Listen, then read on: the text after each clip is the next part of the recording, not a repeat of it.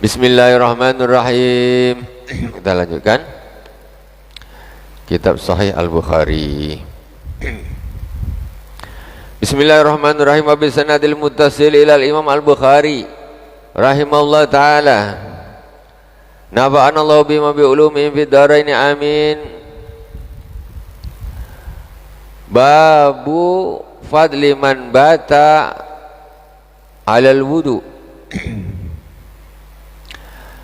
Bismillahirrahmanirrahim.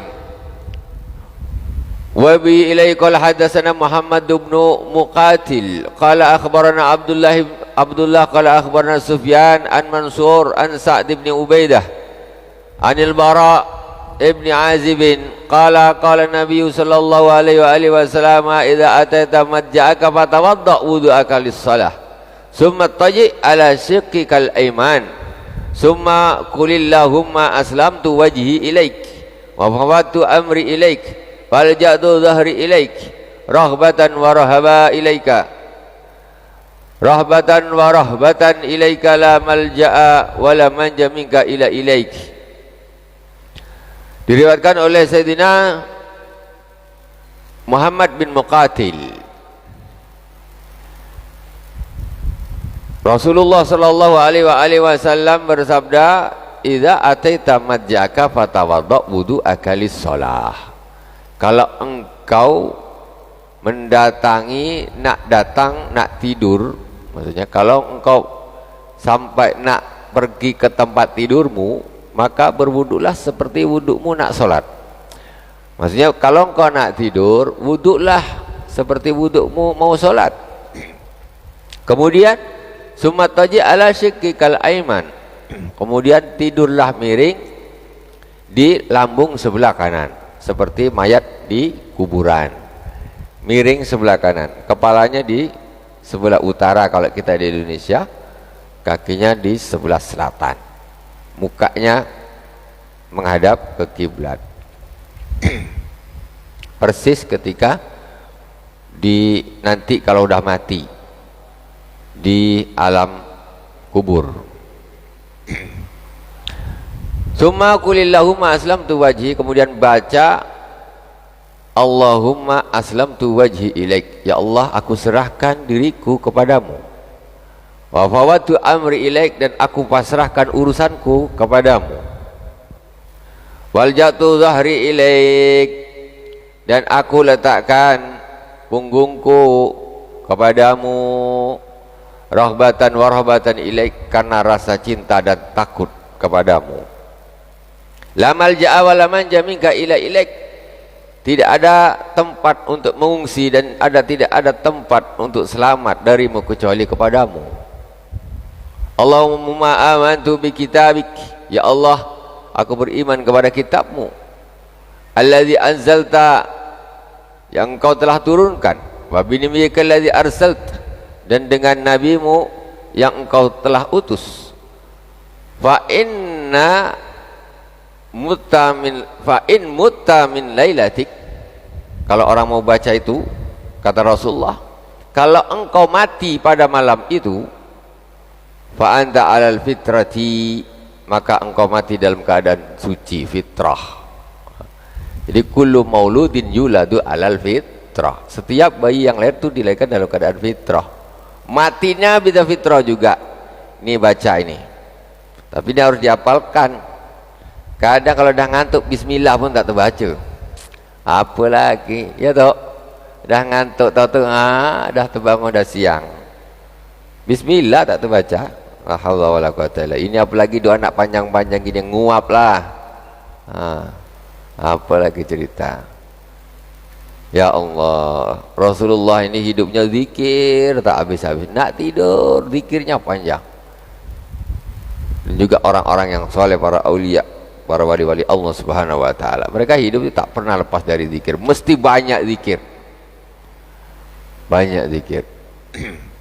Luar biasa. Makanya Al-Imam Nawawi rahimahullah, beliau mengarang satu kitab namanya kitab Al-Adhkar, sekitar segini tebalnya, itu zikir Al-Adhkar itu. Jadi isinya zikir tok, banyak, pagi, petang, siang, malam, pokoknya zikir. Begitu banyaknya zikir itu. Zikir itu apa? Ingat sama Allah. Memang kita harus ingat sama Allah terus, apalagi nak tidur. Takut nanti tak bangun lagi. Nah, karena kita ini sebetulnya karena biasa saja. Jadi terlalu apa kita bilang ya? Terlalu yakin kalau kita tidur ini mesti bangun. Karena dah terbiasa. Sebetulnya kita ini kan tak bisa bangun sendiri. Mana kita bisa bangun sendiri? Tok bisa bangun sendiri. Bangunlah aku gitu bisa? Mana bisa? Tapi kita tahu terbangun. Betul tak? Terbangun. Jadi berarti ada yang membangunkan kita itu. Bukan kita bangunlah gini. Mana bisa? Bisa? Tak bisa. Kalau kita punya air nih kan, nah, ini aku ambil. Nah, kan kita bisa kan? Kita bisa. Aku ambil, bisa. Coba bangun. Tak bisa. Kita betul-betul itu di bawah kekuasaan Allah Subhanahu wa taala. Tapi karena dah biasa, mesti bangun, mesti bangun, mesti bangun. Nah, ternyata kita bangun sendiri kita itu tidak bisa. Mesti kita dibangunkan. Ya bangunkan siapa? Allah Subhanahu wa taala. Jadi dibangunkan orang tidur itu tak dibangunkan Allah lagi. Nah, kau bangun-bangun sudah siapa nih 2 orang datang besar-besar. Oh, mungkar nakir rupanya. Ternyata aku tidak dibangunkan Allah lagi waktu tidur. Masya Allah. Makanya kata Rasulullah di sini, kalaulah engkau mati pada malam hari itu, maka engkau mati dalam keadaan fitrah suci. Waj'alhunna akhira ma tatakallamu bihi, maka jadikanlah doa ini akhir apa yang kau ucapkan ketika mau pada malam hari itu, sebelum pejam. Sebelum pejam.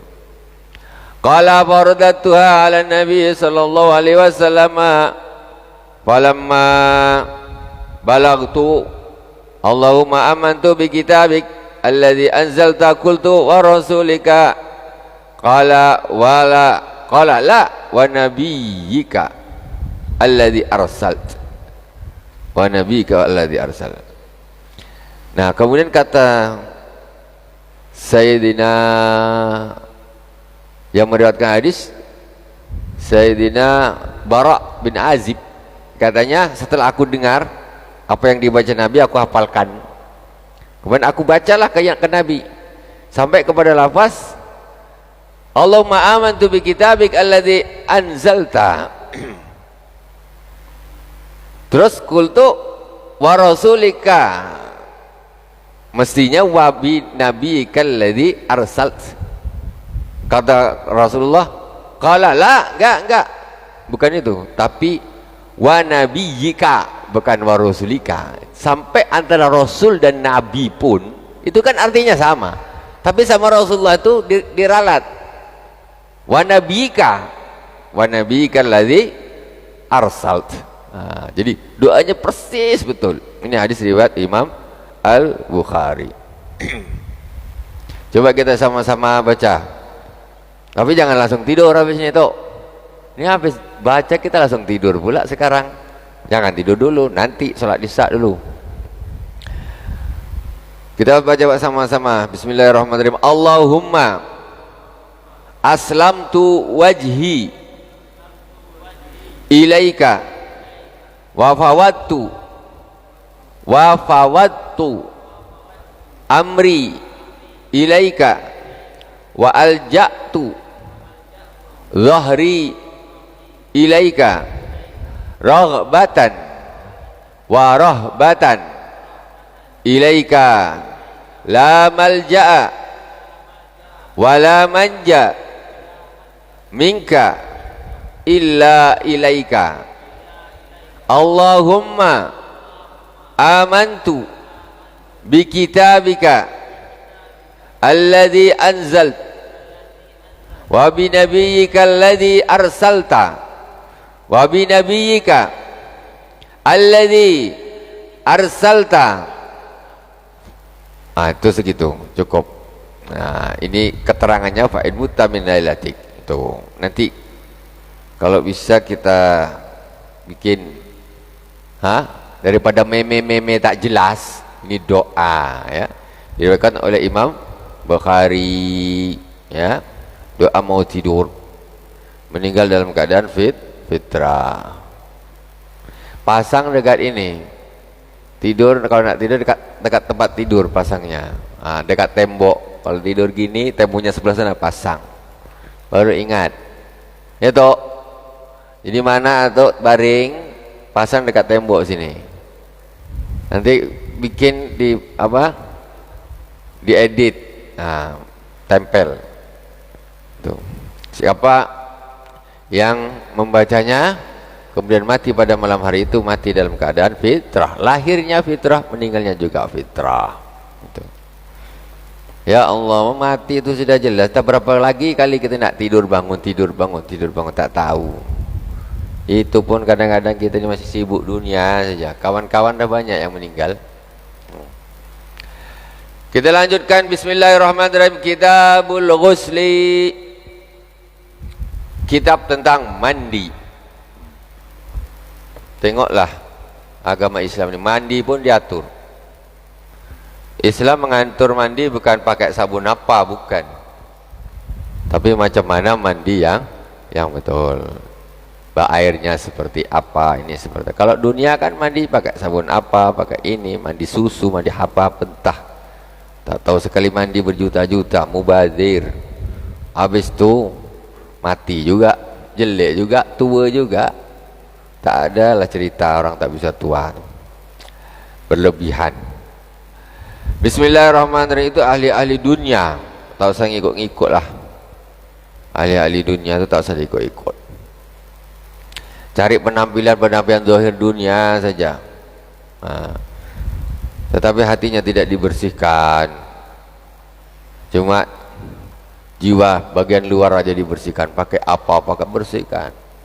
Tetapi batinnya serakah, takabur, sombong, iri hati, dendam, riya, bakhil, itu tak dibuang ya. Itulah bedanya orang-orang zaman dahulu dengan zaman sekarang. Fokusnya berbeda. Orang-orang zaman salafus saleh terdahulu, mereka itu fokus membersihkan batin. Sementara orang zaman sekarang fokus membersihkan atau memperbaiki, mempercantik zahir. Orang sekarang fokusnya mempercantik zahir. Macam mana penampilan oke, bagus, gini. Kalau dulu orang-orang zaman salafus saleh dulu, mereka fokus mempercantik batin. Macam mana aku tak punya sifat takabur, takabur bisa hilang, sombong hilang, bakhil hilang, cinta dunia hilang, iri hati, hasad hilang, semua hilang. Macam mana? Nah, itu yang penting.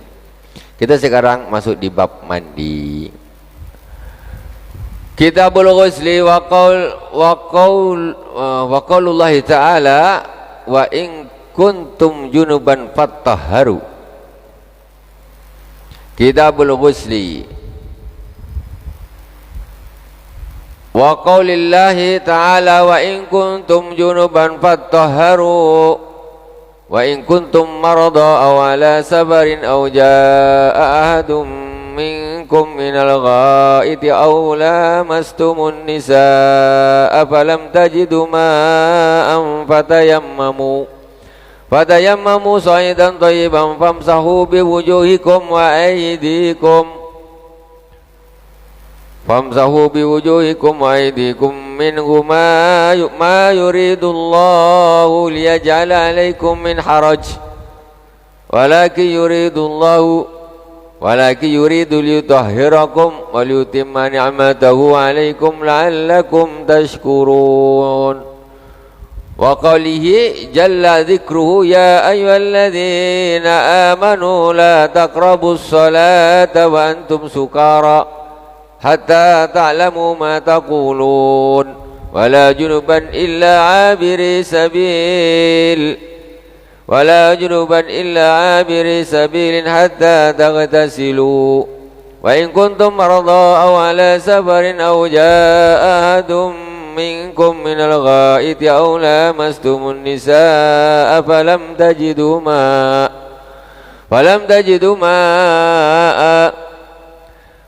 tajidu ma'an fatayammamu sa'idan thayyiban famsahu biwujuhikum wa aydikum innallaha kana 'afuwan ghafura. Allah Subhanahu wa taala berfirman, wa in kuntum junuban fattahharu. Kalau kalian junub maka bersucilah, mandi. Ini dalilnya wajib mandi. Dalilnya wajib mandi. Agama Islam mewajibkan mandi. Rahasianya apa? Suruh dokter ngecek. Kenapa orang ketika junub harus mandi? Ini namanya ijaz. Sebetulnya orang para dokter-dokter ini sebetulnya yang Islami tentunya mestinya harus mencari hal-hal yang diperintahkan oleh Allah, tapi belum ditemukan rahasianya apa sih, kenapa harus mandi. Tapi memang sudah ditemukan, memang ketika orang junub itu memang harus seluruh badannya itu harus diratain kena air ya, karena apabila tidak rata nanti ada efek tidak bagus di kulitnya. Satu penyelidikan, makanya suruh mandi semuanya. Kita syariat kita ada gitu, syariat yang lain cebok aja dah lah. Jadi wallahu a'lam ya, rahasia yang lain-lain itu adalah mesti ada, cuman saja kita mungkin keterbatasan daripada keilmuan zaman sekarang ini belum bisa mengungkap 100%. Wa in kuntum marda aw ala safarin aw jaa ahadum minkum minal ghaiti aw lamastumun nisa falam tajidu ma'an fatayammamu. Kalau kalian sakit atau kalian musafir dalam perjalanan, atau salah seorang di antara kalian buang air besar ghaid, atau kalian memegang wanita-wanita, istri-istri, falam tajidu ma'an, jadi aula lamastumun nisa, lamasa artinya memegang, batal. Tapi ada qiraah la aula mastumun, la-nya dipanjangkan, itu artinya saling memegang, meraba. Sedangkan Imam Abu Hanifah mengatakan lamastumun nisa artinya bukan megang gini, itu kinaya, bahasa sindiran dari apa, berhubungan suami istri. Jadi biar Quran ini kan indah bahasanya. Jadi makanya perbedaan pendapat antara Imam Abu Hanifah, Imam Malik dan Imam Asy-Syafi'i. Imam Syafi'i mengatakan nyentuh istri, bini gini batal. Batal. Habis wudhu nak salat, istri ngasih teh, aduh batal dek. Lah sudah. Jadi ngasih teh, awas jaga, awas kena, batal. Itu Imam Syafi'i kalau tersentuh saja batal. Kalau Imam Malik ibn Anas radhiyallahu taala anhu, gurunya Imam Syafi'i, mengatakan itu artinya bukan memegang, tapi lamasa itu artinya meraba, maksudnya memegang dengan syahwat. Kalau megang dengan syahwat, meraba, itu baru batal. Kalau sekedar gini ngasih teh kepegang, tak batal. Gitu. Imam Abu Hanifah lebih ringan lagi pendapatnya, karena itu yang di situ maksudnya bukan megang gini, maksudnya yang dimaksud di situ itu berhubungan suami istri baru batal. Kalau sudah berhubungan suami istri baru batal. Kalau nak megang gini mau nafsu tak nafsu belum batal. Kalau Imam Abu Hanifah lebih ringan lagi. Kalau Imam Syafi'i kalau dia nafsu megang-megang gitu, itu baru batal. Yang berat Imam Asy-Syafi'i rahimahullah taala. Tapi perbedaan ini adalah rahmat. Rahmat perbedaan ini. Jadi suatu saat, suatu keadaan kita bisa menggunakan pendapat Imam Malik ataupun Imam Abu Hanifah.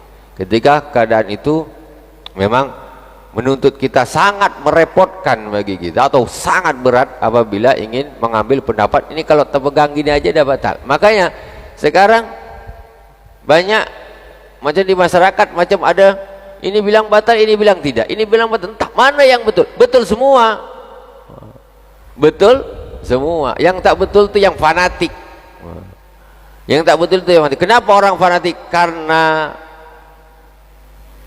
minimnya wawasan. Orang yang terlalu fanatik ekstrim itu minim wawasannya. Dia tidak punya wawasan yang kuat. Taunya pokoknya ini, tak ini haram, pokoknya ini, tak ini bid'ah, pokoknya ini, kalau tak gini musyrik. Sudah, dia tidak mau tahu.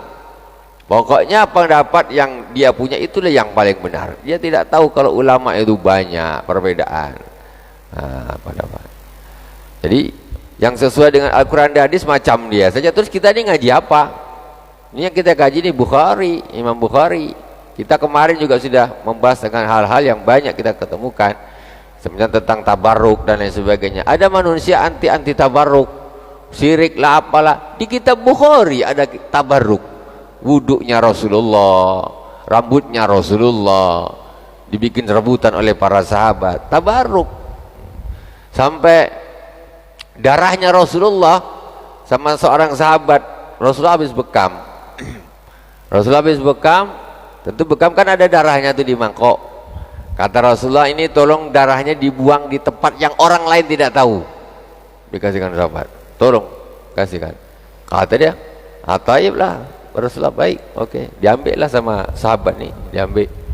Dipergi dia keluar, tak nampak Rasulullah, tak ada orang, diminumnya darah Rasulullah. Diminum darah itu. Untuk apa? Ya tabarruk lah, tidak ada lain. Untuk apa lagi? Lapar. Lapar apa pula lapar? Itulah. Akhirnya kata Rasul, aku tahu kau buang ke mana. Dah kau buang, sudah ya Rasulullah. Pokoknya di tempat yang orang lain tak tahu. Aku tahu kau buang di mana. Rasulullah tahu. Wallahu subhanahu wa ta'ala a'lam. Subhanakallahumma bihamdik, asyhadu an la ilaha illa anta, astaghfiruka wa atubu ilaik.